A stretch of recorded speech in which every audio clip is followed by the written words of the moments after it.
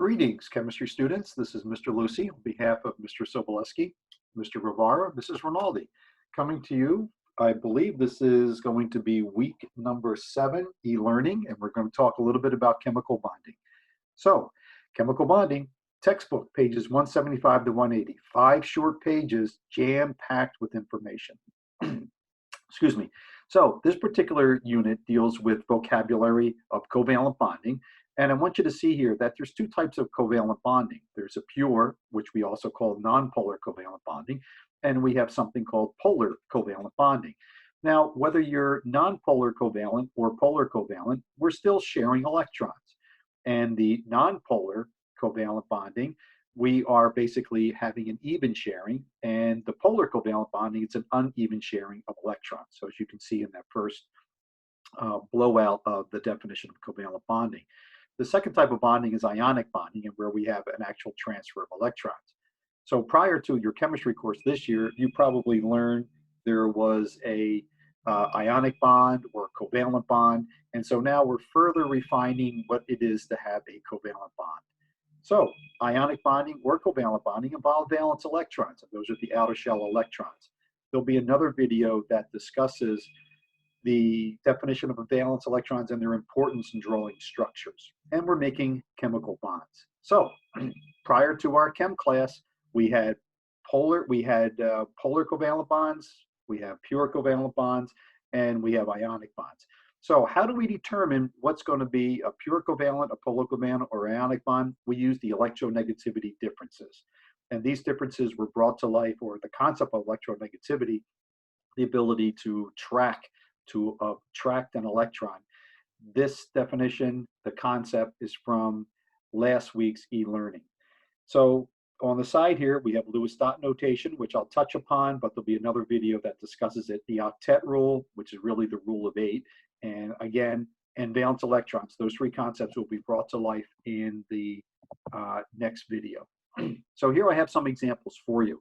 On the right here, I have pure covalent is a range of electronegativity differences of 0 to 0.3, and polar covalent is an electronegativity difference between 0.3 or greater than 0.3 and 1.7, and ionic bonding is electronegativity difference greater than 1.7.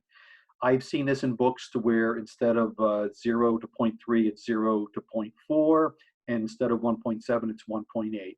So you have to be careful as to which of these ranges we're going to use. And this is the range from your textbook, and we'll use that. If you're doing a U-Texas question, and there's something on the cusp there, like if it's 1.7 and you're not sure of the answer, then join that Zoom session, talk to your teacher. So at the top here, I have a couple of elements. I have fluorine, hydrogen, oxygen, chlorine, hydrogen, and lithium with their corresponding electronegativity values there. Now let's do lithium fluoride first. I noticed that fluorine has a 4.0, lithium has a 1.0, and there's absolute values here, so I can go 1 minus 4 or 4 minus 1 and get the exact same answer. When I do that, I get an electronegativity difference of 3. 3 obviously is greater than 1.7, therefore it's an ionic bond. So how do we represent an ionic bond?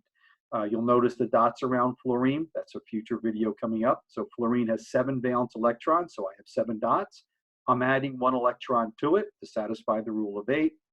And I form the ion fluorine minus 1, and there's a corresponding energy change. So that little yellow 1 is the first step in the creation of an anion. Little yellow 2, formation of a cation. There I have lithium with 1 valence electron, therefore 1 Lewis dot.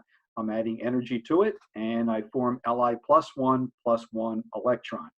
Now, you can reverse these. You can have the formation of the cation first, then the formation of the anion second, or the way it's written here. It really doesn't matter. But you have to show those 2 steps, because those 2 steps are, in essence, forming your anion and forming your cation. Now, look at step 3. I'm taking my anion, fluorine with a minus 1, filled octet, lithium with a plus 1, and I'm forming lithium fluoride. So to put a thumbtack in with a sledgehammer, all 3 of these steps are representing the ionic bond, and that's how we represent ionic bonds. So let's pick something that is a pure covalent or a non-polar covalent bond, And if I look at my hydrogens there, I have 2.1 minus 2.1, clearly 0.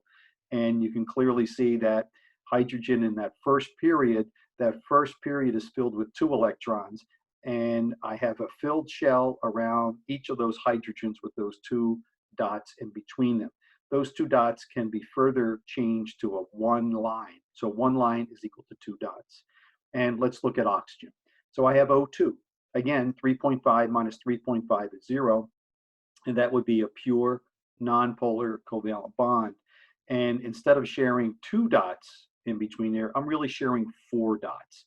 And you can see the 2 dots turn into the 2 lines, and another 2 dots turn into the 2 lines. So around each of those electrons, I have 2 lines, which is 4, and 2 sets of 2 dots around each O for 8 around each. Thus our concept of the octet rule, which will be coming at you soon. Notice hydrogen does not have that octet rule because in that first period, that shell is filled with 2 electrons, not 8.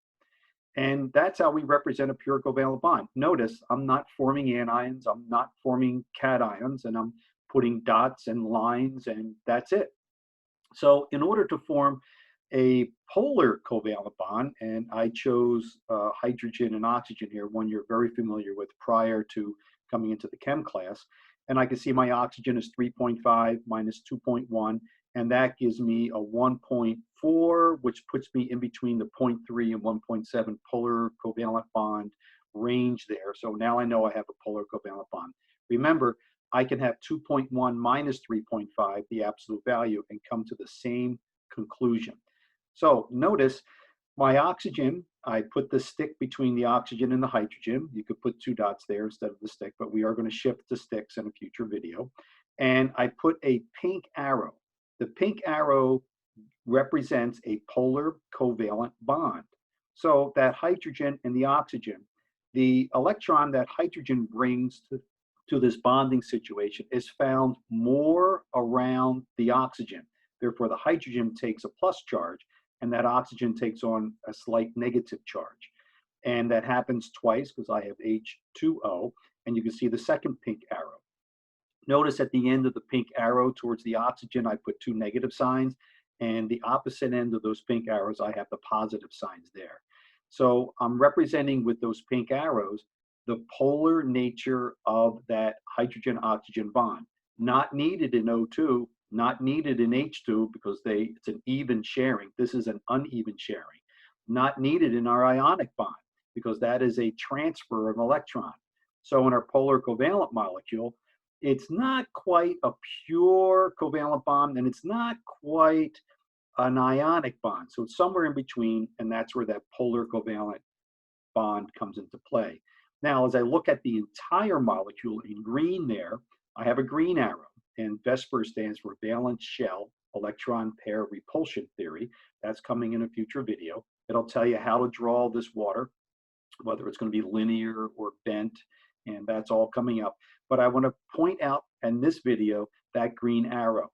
So you can see that green arrow would show you the polar nature of the entire molecule, which includes those pink arrows, which is the bonds between the oxygen and the hydrogen. So you can see where the hydrogens have a positiveness and the oxygen has a negativeness. I really want to stress, water is neutral, but there's an area of that water that's relatively negative around the oxygen. And I know that because oxygen's electronegativity is 3.5. And there's an area around that water that is positive, and that's around the hydrogen because 2.1 electronegativity is smaller than 3.5. And there you have it. 3 types of bonding represented 3 different ways and 3 concepts that come together. Keep working hard.